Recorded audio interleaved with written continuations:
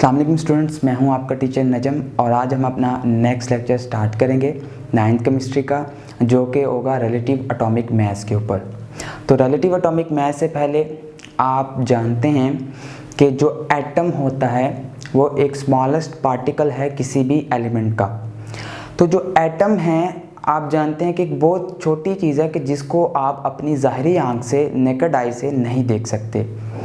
इसके अलावा अगर मैं एक पेन से डॉट लगाता हूँ तो उस डॉट में भी जो है वो आपके पास 1 मिलियन के लगभग एटम्स पाए जाते हैं उस डॉट में। तो इस दुनिया में जितने भी एटम्स हैं उनको अपनी ज़ाहिरी आंख से देखना इनविजिबल है, वो आप नहीं देख सकते। और दूसरी चीज़ ये है कि आपके पास एटम इतनी छोटी चीज़ है कि हम उसका साइज़ और उसका एटॉमिक मास भी अपना प्रैक्टिकली डिटर्मिन नहीं कर सकते। ज़ाहिर सी बात है कि लाइक मैंने आपको एग्जांपल दी एक डॉट की, तो उस डॉट में आपके पास 1 मिलियन या 10 लाख जो हैं वो एटम्स पाए जाते हैं। और उस 1 मिलियन एटम्स में से अगर मैं आपको कहूँ कि एक एटम का साइज़ या एटॉमिक मास निकाल लें तो ये एक इम्पॉसिबल चीज़ मैंने आपको करने को कहा है। तो इसी तरह ये एटम था जो कि स्मॉलेस्ट पार्टिकल होता है।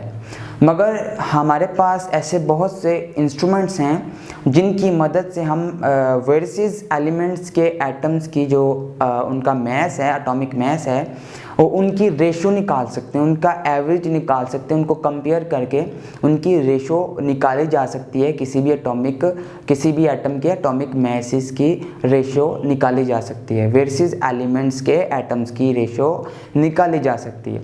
इसकी मिसाल इस तरह है कि अगर ग्रोसरी शॉप में अगर आप कोई चीज़ ख़रीदने जाते हैं, अगर आप मिसाल के तौर पर शुगर लेने जाते हैं, चीनी, तो आप दुकानदार को कहते हैं कि मुझे 2 kg या 2 किलो चीनी दे दें। तो वो क्या करता है कि आपका वो एक मेजरिंग इंस्ट्रूमेंट होता है, वेट मेजरिंग इंस्ट्रूमेंट या आप तराजू जिसको कह लें।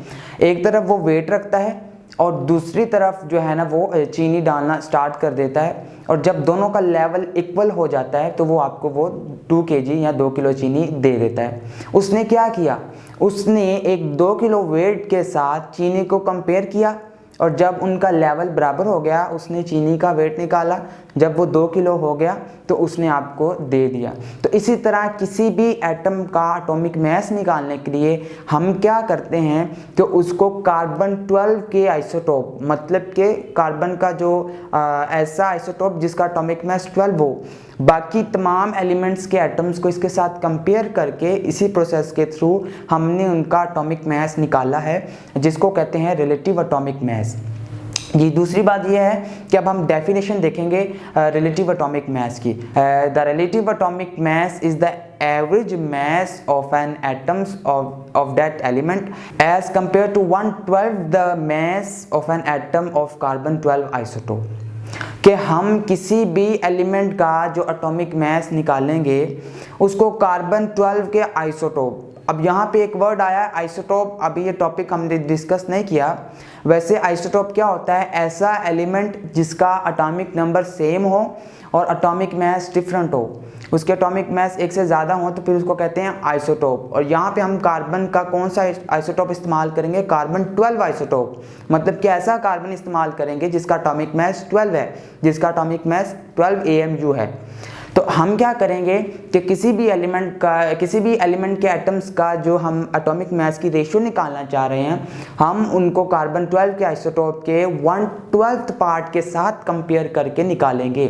तो वो जो उसका एटॉमिक मास आएगा, जिस एलिमेंट का एटम का आप मास निकालना चाह रहे हैं, उसको कहते हैं रिलेटिव एटॉमिक मास। इसकी एग्जांपल से समझते हैं, आपको अच्छी तरह समझ आ जाएगा।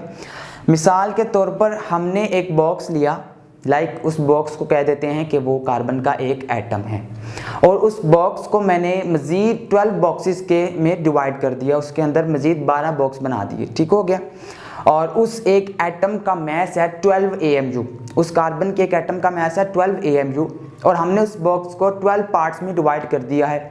और उसका जो 12 पार्ट्स में मैंने उसको डिवाइड किया है, तो उसके 12 बॉक्सेस में से अगर एक बॉक्स की बात करूं तो वो होल कार्बन क्या कहलाएगा, 1/12 पार्ट।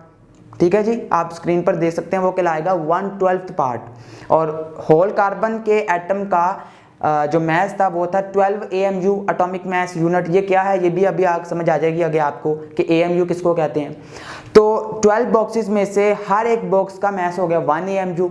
तो जो हमने बॉक्स फर्स्ट किया है उसका मास हो गया 1 AMU। कार्बन के 12 आइसोटोप, मतलब के कार्बन का वो आइसोटोप जिसका एटॉमिक मास 12 है, और उसमें से 1/12 पार्ट हमने ले लिया और उसका मास आपके पास आ गया 1 AMU।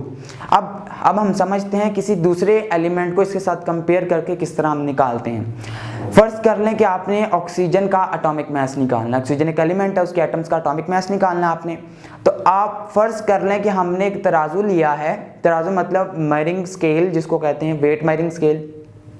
तो हमने उसकी तरफ ऑक्सीजन का एलिमेंट का एटम रख दिया है और दूसरी तरफ जो है हमने कार्बन के 1/12 पार्ट वाला जिसका आपके पास एटॉमिक मास है 1 AMU वो रख दिया, एक बॉक्स रख दिया हमने मिसाल ले लें। तो क्या होगा कि जब हमने एक बॉक्स रखा कार्बन के 1/12 पार्ट का जिसका मास था 1 AMU और ऑक्सीजन का एक एटम रखा, तो आप फर्ज कर लें जिस तरह आप तराजू में कोई दूसरी चीज़ को मेजर कर रहे होते हैं तो बैलेंस करने से पहले वो ऊपर या नीचे होता है, ठीक हो गया ना, बराबर नहीं होता। तो ऑक्सीजन के एटम नीचे था और वो दूसरी तरफ जो कार्बन रखा था वो अभी ऊपर था। अब हमने इसको बैलेंस करना है तो हमने क्या किया कि इस तरफ कार्बन के बॉक्सेस रखते गए, मतलब कार्बन के एटम के 1/12 पार्ट के बॉक्सेस रखते गए जिनका मास था, ये हाइपोथेटिकल कंडीशन है सिर्फ समझाने के लिए। तो हम उसको रखते गए और उनका मास था 1 AMU और हम रखते गए कि एक लेवल आया कि दोनों का ऑक्सीजन जिस तरफ पड़ा हुआ है उसका एटम और जिस तरफ कार्बन के बॉक्सेस डिफरेंट हमने उनका वेट रखा है वो बराबर हो गए। तो हमने देखा कि जब हमने कार्बन के एटम के 1/12 पार्ट के 16 बॉक्सेस या 16 मैसेज वाले वो जो रखा उसके 1/12 पार्ट, तो तब वो ऑक्सीजन के बराबर आया।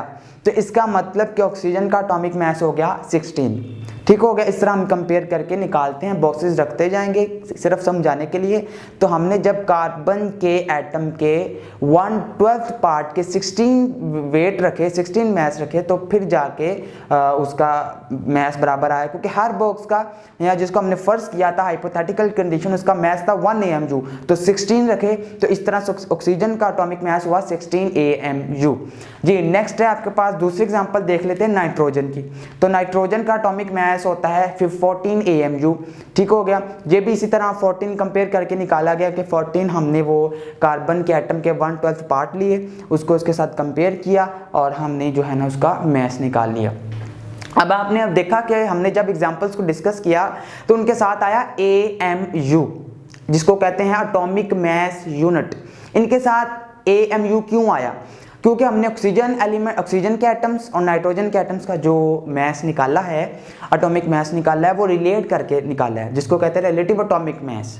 कार्बन 12 के आइसोटोप के साथ कंपेयर करके निकाला है। मगर उसका आपने देखा कि आप ग्रोसरी शॉप में जाते हैं तो केजीज में चीज़ को मेजर किया जाता है, 7 तक केजी। इस मिसाल के तौर पर आप किसी दुकान पे जाते हैं जी 2 किलो चीनी दे दें या 2 किलो दूसरी इस तरह की कोई चीज़ दे दें, तो किलो मतलब केजी यूनिट इस्तेमाल किया जाता है। तो इसी तरह जब आप किसी चीज़ को रिलेटिव एटॉमिक मास में मेजर करते हैं तो उसके साथ यूनिट आता है एटॉमिक मास यूनिट।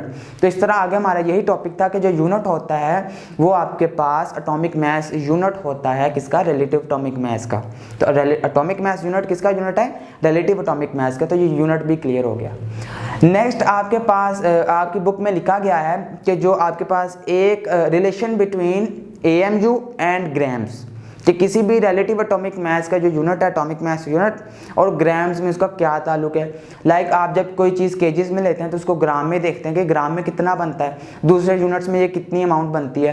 तो इसी तरह कोई मास जो AMU में होता है एटॉमिक मास यूनिट में उसका ग्राम्स में वो कितनी तादाद होती है। तो उसको ग्राम में देखा जाए तो उसके लिए एक रिलेशन आप देख सकते हैं कि अगर आपके पास एक एटॉमिक मास यूनिट है 1 AMU है तो वो ग्राम्स में 1.66 मल्टीप्लाई 10 की पावर -24 ग्राम्स के बराबर होता है। तो इसी तरह आप किसी भी एटॉमिक मास यूनिट को ग्राम्स में भी चेक कर सकते हैं। तो ये था रिलेटिव एटॉमिक मास। इसके अलावा मज़ीद एग्जांपल्स आप नीचे देख सकते हैं। प्रोटॉन का भी मास आपको दिखाया गया है, मास ऑफ प्रोटॉन 1.0073। इसी तरह आपके पास मास ऑफ न्यूट्रॉन 1.0087 और इसी तरह इलेक्ट्रॉन का भी मास आप स्क्रीन पर देख सकते हैं। ये भी कुछ एग्जाम्पल जो कि रिलेटिव रिलेटिव एटॉमिक मास हैं जिनको कंपेयर करके निकाला गया है। तो जी स्टूडेंट्स, ये था आज का लेक्चर रिलेटिव एटॉमिक मास। मिलते हैं नेक्स्ट लेक्चर में, तब तक के लिए इजाज़त दीजिए। अल्लाह हाफिज़।